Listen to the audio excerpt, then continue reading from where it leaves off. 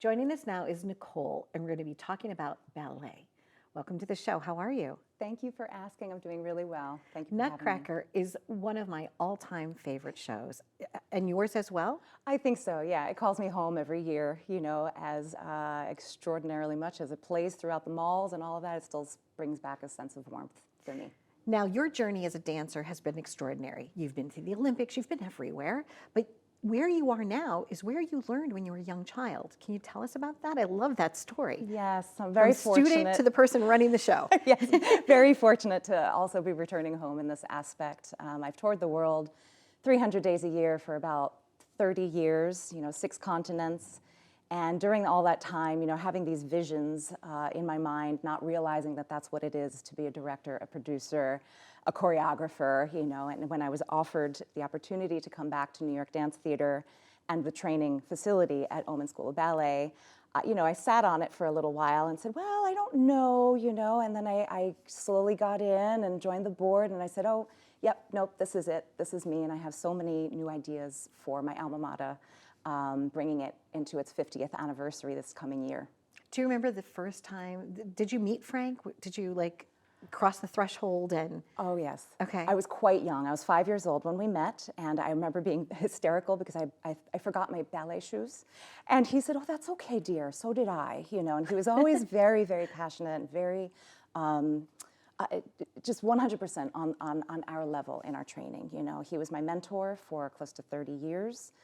He passed in 2019. We miss him dearly, but his spirit is living on widely, and you know, the heart is beating at Ohman School of Ballet. And especially around the holidays. Now you have a special performance of the Nutcracker. Where will you be performing this year? So this is going to be our 41st production of the Nutcracker. Of course, it would have been our 42nd had it not been for the pandemic close downs. But we are at Hofstra University at the John Cranford Adams Playhouse.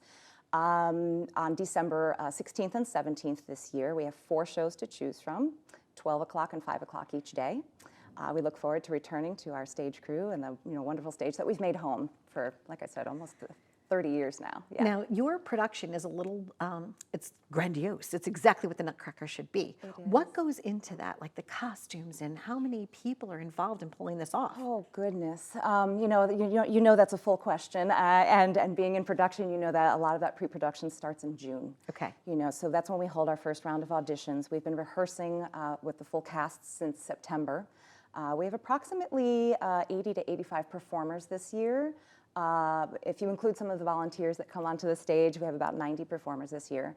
And that ranges from children that are, you know, age 5 through our pre-professional program at Ohman School of Ballet, New York Dance Theater's professional company, and then our hired guest artists from New York City Ballet as well. We're very excited, you know, and in adding some of the strength training programs that we have to the Ohman School of Ballet, our core of dancers is looking stronger than ever. I'm very excited for our students to be joining the company this year. Wonderful. And speaking of joining the company, after this performance, starting in the new year, when do new classes begin? When can those new students like kind of walk through that threshold like you did years ago? Well, unlike many dance schools on Long Island, and we are a non-for-profit, I should add that in, we are open enrollment throughout the year. So any child at any time or adult is welcome to come join us. They just need to take a trial class so that we can better understand where they need to be placed in the school. You know, it's age appropriate, it's level appropriate. And so they can feel free to call us anytime. But our new semester does begin early February. Early February. Yes. Interesting. Yes. I was never able to take formal dance lessons. I was never able to be a triple threat. I like to sing, I like to dance, but it sounds fun even just to take maybe like one course, right? One course of something. Come on in. Dance is for everyone. Dance is for everyone. Speaking of everyone, I just witnessed something so beautiful, Nicole, and I just wanted to thank you for that. One of our other guests was from a nonprofit, and you so graciously just donated 2 scholarships to students that can't afford to go to the school. Beautiful moment that I witnessed just here on our set, and I wanted to tell you thank you for that. Because I really believe that that's what it's about. Dance should be for everyone, right? Thank you. Yes, yes. You know, I strive to include everyone. I really want to diversify the world of dance, and that really crosses over every socioeconomic community, you know. So through our Develop program that I've developed this past April, we've been able to partner with 3 organizations on Long Island. And that includes Hope for Youth, Mama's House, and Big Brother, Big Sister Long Island. And we've been able to offer workshops, scholarships, mentorships, you name it, classes, and travel to the studio for kids in need. We want to make sure that every community member has a chance to join a community, to build strength, to understand what self-awareness, self-confidence, you know, everything that comes with that community means. And that doesn't mean that they're going to be a dancer at the end of it. You know, we do offer our scholarships, merit-based scholarships, depending on the age. But, you know, many of our students go on to be doctors and lawyers and painters and, you know, creatives and all of that, and they always return back home to the Ohman School of Ballet as a source of that structure, and that's what we really, really aim to provide. So I'm really happy to offer that to our community. Also helps you have a healthy mind and a healthy body, right? Because look at your beautiful posture. What was your favorite, before we wrap up, what was your favorite role that you played in the Nutcracker?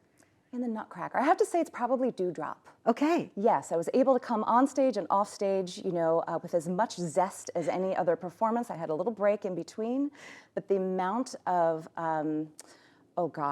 finesse that the Dewdrop has it's just invigorating. Every time that you came on, you were very renewed. And it was just as though you were sprinkling the water around the flowers each time. You know? Lovely. Yeah. Lovely. Thank you so much for being here. Thank you Nicole, so much. truly. And I wish you the happiest of holidays. Thank you. So, as and I well. can't wait to be there on tonight, actually. The performance is tonight. So thank you for watching. Thank you so much. Stay tuned for more. We've been living it up, and we hope that you will find the courage and the inspiration to dance, even if it's just in your own kitchen. Be well.